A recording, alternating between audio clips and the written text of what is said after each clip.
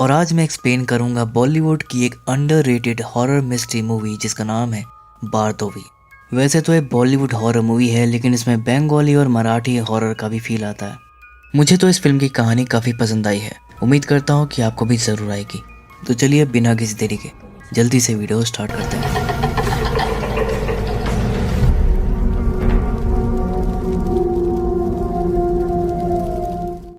तो फिल्म की शुरुआत में हम अनंत नाम के आदमी को देखते हैं जो कि एक हज ड्राइवर होता है, यानी कि वो एक शव वाहन चलाता है। डेड बॉडीज को शमशान घाट तक पहुंचाना ही उसका काम है।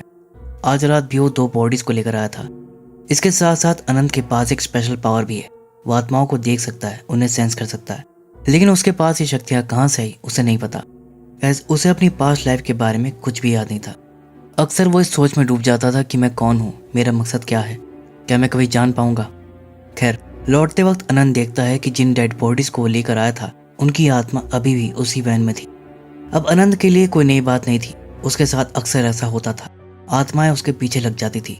वो चुपचाप वैन बंद करके वहां से अपने घर चला जाता है, जो कि काफी सुनसान एरिया में था। हम देखते हैं कि वो आत्माएं उसके पीछे पीछे उसके घर तक आ गई थी। लेकिन अनंत एक तांत्रिक भी था। वो घर के बाहर जाकर अपना सेटअप लगाता है और एक तांत्रिक क्रिया करते हुए मंत्र पढ़ने लगता है, जिसके बाद वो दोनों आत्माएं उसके घर से निकलती हैं और उसके सामने आकर खड़ी हो जाती हैं। अनंत उन पर शाबरी मंत्र का यूज करता है। इस मंत्र का यूज भूत प्रेत से छुटकारा पाने के लिए किया जाता है। इस मंत्र को पढ़ने के बाद अनंत उन आत्माओं से कहता है कि तुम लोग अनंत काल तक इस लौकिक दुनिया में ऐसे ही भटकते रहोगे, इसलिए मैं आज्ञा देता हूँ कि तुम अपनी दुनिया में चले जाओ, वही तुम्हारी मुक्ति है।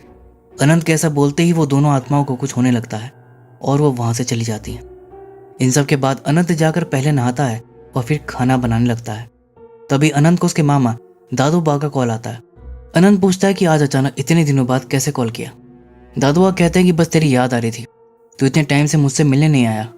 अनंत कहता है कि क्या करूं, काम से फुर्सत नहीं मिलती। फिर वो कहता है कि दादू बा आपको एक बात बतानी थी। कुछ टाइम से मुझे फिर से माँ के सपने आ रहे हैं, जैसे कि बचपन में आते थे। वो किसी तांत्रिक बाबा के साथ बैठकर किसी ग्रंथ के बारे में बात कर रही थी, जिस पर दादू बा कहते हैं कि अरे सपने में तो आदमी कुछ भी देखता है, तेरी माँ अक्का तो एक आम औरत थी, तो इतना मत सोच। अनंत कहता है लेकिन ऐसा सपना मैंने पहले कभी नहीं देखा, बिल्कुल सच लग रहा था। जिस पर दादू बा कहते हैं कि तू एक काम कर, कुछ टाइम के लिए मेरे पास रहने के लिए आ जा और ये सब काम छोड़ दे, ये तंत्र मंत्र, ये मुर्दे, तुझे इन सबसे मिलता क्या है। अनंत कहता है कि पता नहीं, और फिर फोन काट देता है। इसके तुरंत बाद दादू बा किसी वेदांत नाम के आदमी को कॉल करके ये सब बता देते हैं कि अनंत को फिर से अक्का के सपने आने लगे हैं। मुझे लगता है कि सही समय आ गया है। यानी दादू बा सब जानते थे लेकिन अनंत से छुपा रहे थे।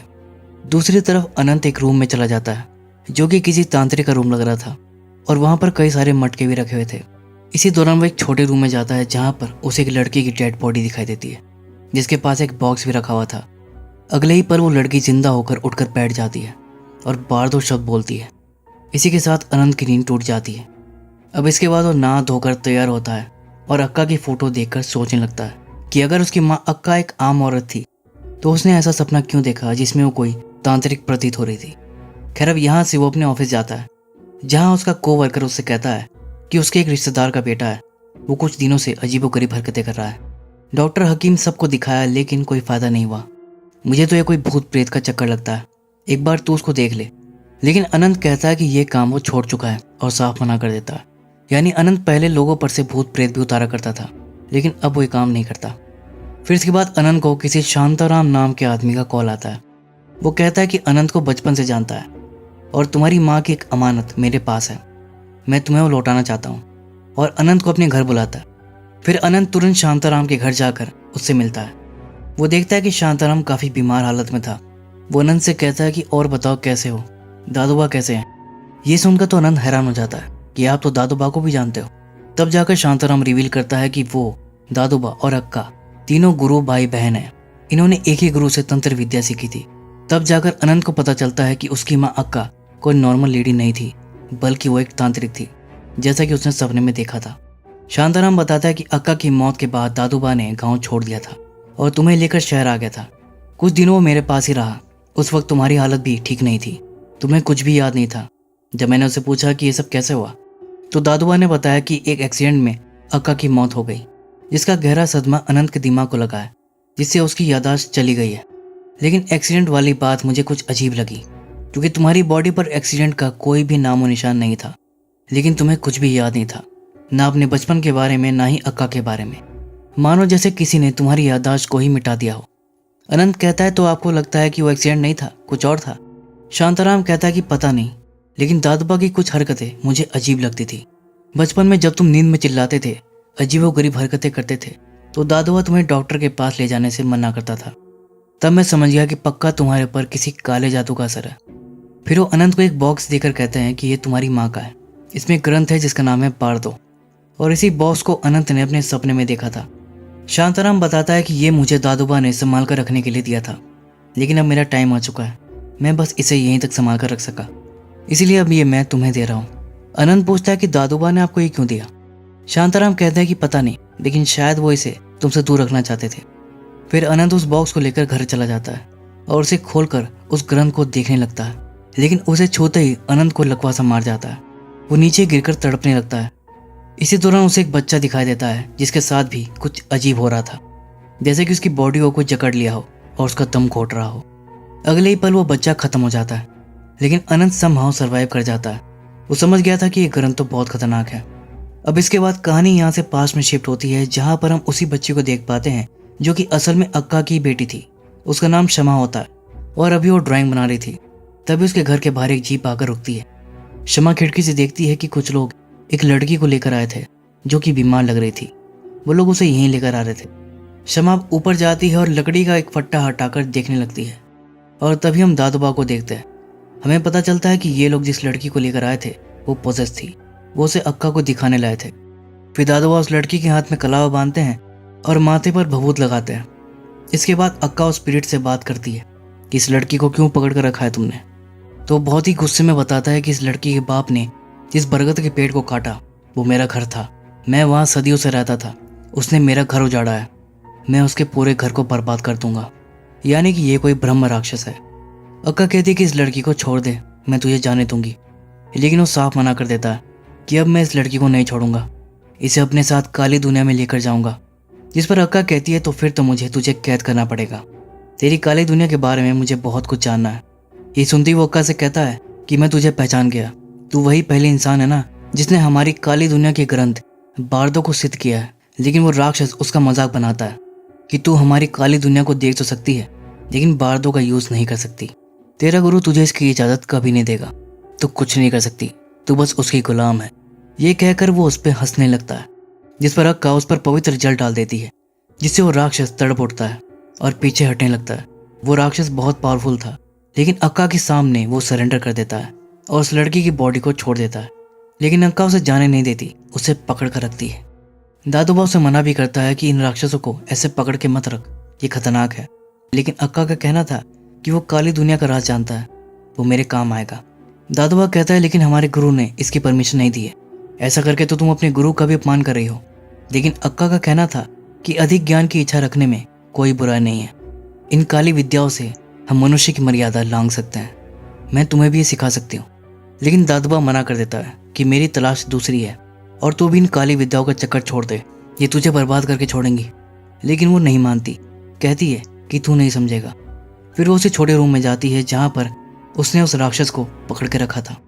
अब वो उसके सामने एक मटका रखकर कोई मंत्र वगैरह पढ़ती है, जिससे वो राक्षस उस मटके में चला जाता है। फिर अक्का उसे अच्छे से बंद करके एक जगह पर ले जाकर रख देती है, जहाँ पर ऐसे कई मटके रखे हुए थे। यानी अक्का ने कई तरह के भूत प्रेत और राक्षसों को पकड़ कर रखा हुआ था, जस्ट लाइक विकराल। वहीं उसकी बेटी शमा अक्सर ताका झाकी करके जानने की कोशिश करती रहती थी कि आखिर अंदर चलता क्या है। वो अपनी माँ से भी पूछती है कि आप अंदर क्या करती हो, लेकिन अक्का उसे कुछ नहीं बताती और उसे उस रूम से दूर रहने के लिए बोलती है। खैर अब कहानी प्रेजेंट में शिफ्ट होती है, जहाँ पर अनंत दादुबा से मिलने जाता है और उसे वो ग्रंथ दिखाता है।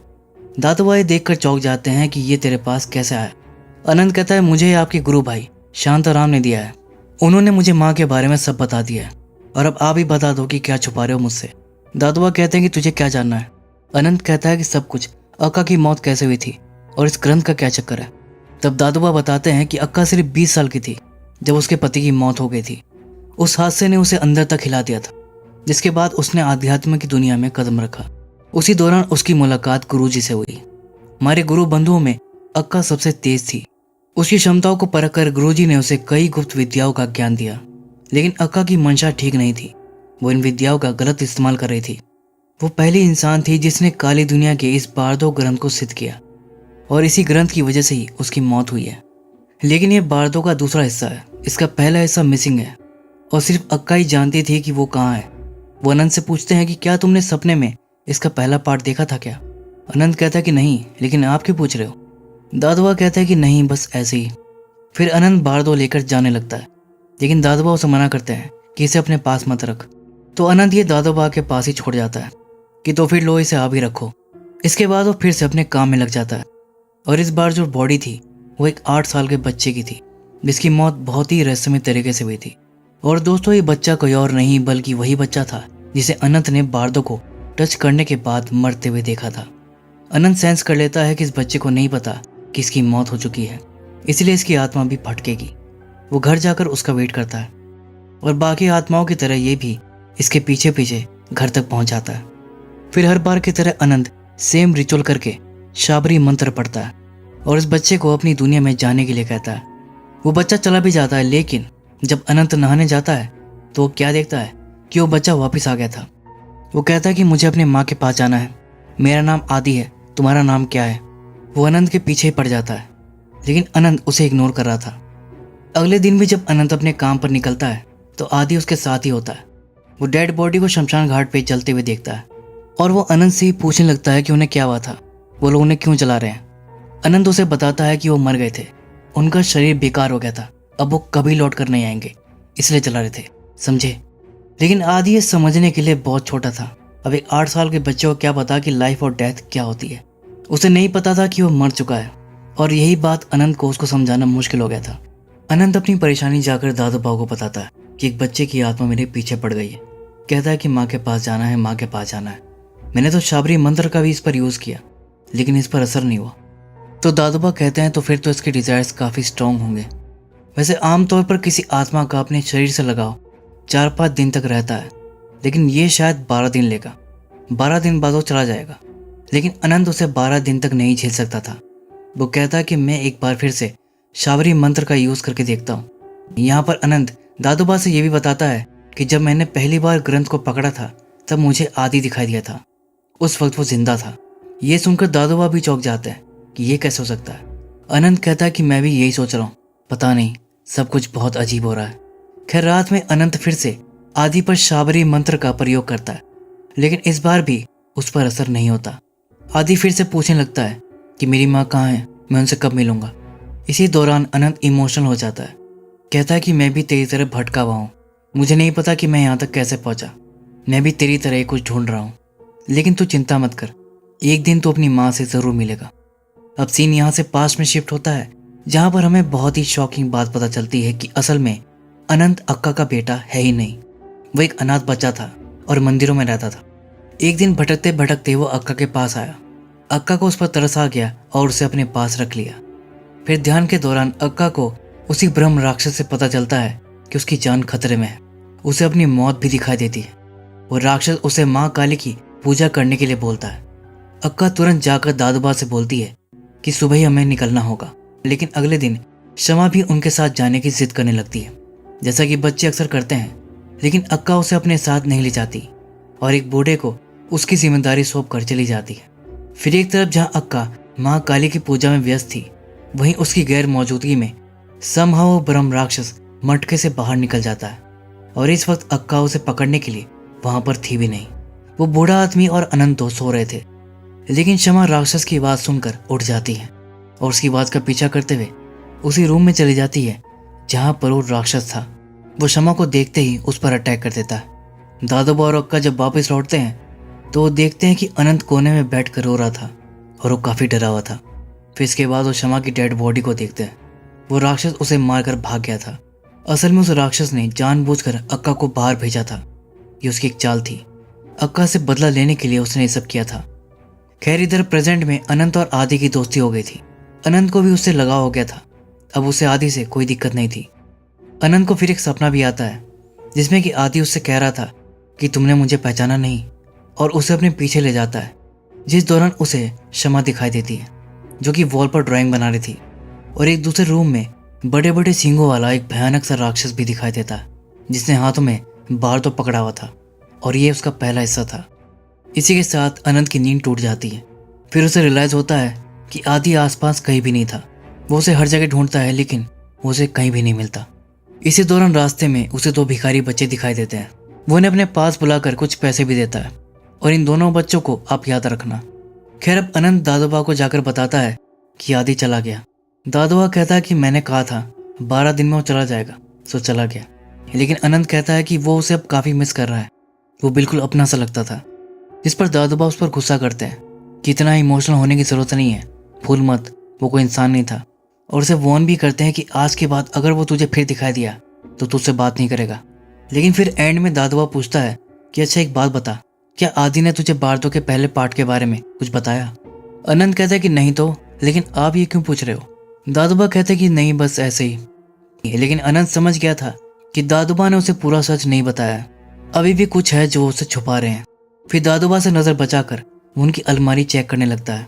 वहां उसे एक पेपर मिलता है जिसमें बारदो विधि के बारे में बताया गया था और नीचे किसी स्वामी वेदांत का नाम लिखा था। इसके बाद अनंत स्वामी वेदांत का पता लगाता है और उनसे जाकर मिलता है। वो उन्हें बताता है कि मुझे काफी टाइम से अजीब से सपने आ रहे हैं। स्वामी वेदांत पूछते हैं कि सपने में तुम्हें क्या दिखता है? तो अनंत बताता है कि एक छोटी लड़की और एक राक्षस जिसने अपने हाथों में बारदो पकड़ा हुआ है। वो पूछता है कि आखिर मेरा बारदो से क्या संबंध है, ये मुझे सपने में क्यों दिख रहा है? तब स्वामी वेदांत बताते हैं कि बारदो काली दुनिया की बहुत पावरफुल किताब है और इसके 2 पार्ट हैं। वो किसी गलत हाथ में ना पड़ जाए, इसलिए उसके दोनों हिस्से अलग अलग जगह पर सेफ रखे थे। बारदो का पहला पार्ट मेरी ही सुरक्षा में था। 32 साल से वो यहीं रखा था, लेकिन सालों पहले वो यहाँ से रहस्यमय तरीके से गायब हो गया। तब से हम उसे ढूंढ रहे हैं और शायद तुम हमारी इसमें कुछ मदद कर सकते हो। अनंत पूछता है लेकिन मैं कैसे? स्वामी वेदांत बताते हैं कि क्योंकि हमें पता है कि इसे गायब करने में अक्का का ही हाथ है और शायद वो अभी भी तुम्हारे आसपास हो सकती है। किसी रूप में वो तुमसे कांटेक्ट करने की कोशिश करेगी। अगर तुम्हें कुछ भी पता लगे तो तुरंत आकर हमें बताना। फिर अनंत के जाने के बाद स्वामी वेदांत दादोबा को कॉल करके बताते हैं कि अनंत ने मुझे सपने के बारे में सब बता दिया है। उसने बारदो का पहला पार्ट भी देखा है। यही सही वक्त है, तुम बारदो का सेकंड पार्ट का यूज करो और उसकी मेमोरी वापस लेकर आओ। अक्का भी उससे कांटेक्ट जरूर करेगी। यही मौका है बारदो के पहले हिस्से को फिर से हासिल करने का। अभी आपको सब कुछ काफी कंफ्यूजिंग लग रहा होगा, लेकिन एंड तक सब क्लियर हो जाएगा। खैर, अब अनंत दादोबा से बात करता है, पूछता है कि क्या ये पॉसिबल है कि अक्का किसी रूप में अभी भी मेरे आसपास हो सकती है। जिस पर दादोबा कहते हैं कि हो सकता है कि वो लड़का आदि ही अक्का हो और तुम्हारे दिमाग के साथ खेल रही हो, इसलिए आज के बाद उस आदि पर ट्रस्ट मत करना। फिर दादोबा उसे यहाँ पर सब कुछ रिवील करते हुए बताते हैं कि बारदो असल में जिंदगी और मौत के बीच की एक ऐसी विद्या है जिससे इंसान मृत्यु पर विजय पा सकता है और अमर बन सकता है। अब इसके बाद कहानी फिर से फ्लैशबैक में जाती है और वहीं से शुरू होती है जहाँ पर शमा की मौत हो गई थी। यहाँ अक्का दादोबा को यह कहकर वहां से बाहर भेज देती है कि कुछ टाइम के लिए मुझे शमा के साथ अकेला छोड़ दो। इसके बाद दादोबा बाहर चला जाता है और लकड़ियां काटने लगता है। वहीं दूसरी तरफ अक्का प्लानिंग कर रही थी कि वो बारदो विद्या का यूज करके शमा को फिर से जिंदा करेगी। इसके लिए वो शमा की आत्मा को अनंत की बॉडी में डालने की सोच रही थी, लेकिन अक्का के पास अभी बारदो का दूसरा हिस्सा ही था। पहला हिस्सा उसके पास नहीं था, वो स्वामी वेदांत के पास था। तब अक्का अपने भरोसे के एक दूसरे राक्षस को मटके से निकालती है और उसे बारदो का पहला हिस्सा मंगवाती है। अगले ही पल वो राक्षस बारदो का पहला हिस्सा स्वामी वेदांत के आश्रम से चुरा कर ले आता है। फिर अक्का उससे कहती है कि आज से तुम बारदो के इस हिस्से को प्रोटेक्ट करोगे। फिर इसके बाद अक्का बारदो क्रिया को शुरू करती है। 2 मिट्टी के पुतले बनाती है, एक मुर्गे की बलि चढ़ाती है और उसने शमा की डेड बॉडी और अनंत को एक पिलर से अपोजिट साइड्स पर बांधा हुआ था। फिर एंड में वो बीच में आग जलाती है और सामने बारदो को रखकर उसके मंत्रों को पढ़ने लगती है। जल्दी ही क्रिया का असर दिखाई देता है। अनंत जोर से कांपने लगता है और साथ ही साथ अक्का को भी कुछ होने लगता है। बाहर दादोबा नोटिस करता है कि अचानक से पूरे एरिया में मनहूसियत सी छा जाती है। कुत्ते जोर जोर से भौंकने लगते हैं और सारे परिंदे मरकर गिरने लगते हैं। ऐसा लग रहा था कि जैसे आसमान से मौत बरस रही हो। दादोबा खिड़की से देखकर समझ जाता है कि जरूर अंदर कुछ गड़बड़ चल रही है, लेकिन अक्का ने दरवाजा बंद किया हुआ था। दादोबा उसे तोड़कर अंदर जाता है। यहाँ का माहौल देखकर दादोबा भी बहुत डर जाता है। वो कहता है कि अक्का ये क्या कर रही है, लेकिन अक्का खुद होश में नहीं थी। दादोबा समझ जाता है कि मुझे इसे रोकना होगा, नहीं तो कोई अनर्थ हो जाएगा। जिसके बाद वो आग को ही बुझाकर इस क्रिया को खंडित कर देता है और इसका दुष्परिणाम अक्का को झेलना पड़ता है। वो मरने की कगार पर पहुंच जाती है। वो दादोबा से कहती है कि तुमने बहुत बड़ी गलती कर दी। फिर एंड में वो सिर्फ 2 शब्द बोलती है, स्मृति श्लोक और अनंत। इसके बाद वो अपने प्राण त्याग देती है। वो राक्षस भी बारतों का पहला हिस्सा लेकर गायब हो जाता है। फिर दादोबा देखता है कि अनंत की सांसें चल रही थी। वो जिंदा था, लेकिन उसकी याददाश्त चली गई थी। दादोबा अनंत को बताते हैं कि उसे कुछ इसलिए याद नहीं क्योंकि उसकी बॉडी में अनंत नहीं बल्कि क्षमा की आत्मा है। वो क्षमा है। असल में बारतों के पहले पार्ट को संजीवनी कहते हैं और दूसरे पार्ट को स्मृति। संजीवनी के जरिए कोई आत्मा अपनी बॉडी बदल सकती है, लेकिन उसे अपनी पिछली बॉडी से जुड़ी बातें याद नहीं रहती। इसके लिए बारतों का दूसरा हिस्सा यानी कि स्मृति श्लोक का इस्तेमाल करना पड़ता है। और अक्का बारतों के इसी हिस्से को छोड़ गई थी ताकि सही समय आने पर दादोबा क्षमा की याददाश्त को लौटा सके। अब क्षमा यहाँ पर रिक्वेस्ट करती है कि प्लीज़ जल्द से जल्द मुझे मेरी मेमोरीज लौटा दीजिए। अक्का के साथ बिताए पल की यादें मुझे वापस चाहिए। तब दादोबा क्षमा को वैसे ही एक पिलर पर बांधकर उस पर बारदो क्रिया करते हैं और स्मृति श्लोक पढ़ते हैं। लेकिन फिर इन सब के बाद क्षमा बहुत ही अजीब बिहेव करने लगती है। वो क्षमा की तरह नहीं बल्कि अक्का की तरह बिहेव करी थी। और दोस्तों यहाँ पर रिवील होता है कि असल में अनंत की बॉडी में क्षमा नहीं बल्कि अक्का की आत्मा थी। दादोबा ने क्रिया को खंडित कर दिया था, जिससे एक गड़बड़ हो गई थी। अक्का दादोबा से कहती है, तूने बहुत बड़ी गलती कर दी थी, तुझे बारतों की क्रिया को छेड़ना नहीं चाहिए था। लेकिन कोई बात नहीं, अब मैं आ गई हूँ, मैं सब ठीक कर दूंगी। और पहले पार्ट की चिंता तो मत कर, वो मेरे पास सुरक्षित है। ये कहकर वो वहाँ से चली जाती है। दादोबा तो ये सब जानकर शॉक्ड रह जाता है।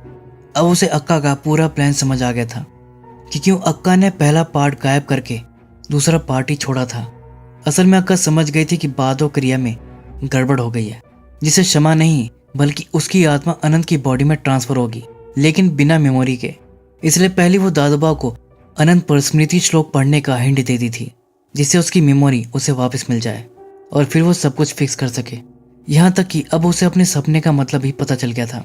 उसने फाइनली आदि को पहचान लिया था कि वो कोई और नहीं बल्कि उसकी बेटी क्षमा ही है, जिसने इस बार आदि के रूप में जन्म लिया था और इसीलिए वो इससे इतना अटैच फील कर रही थी।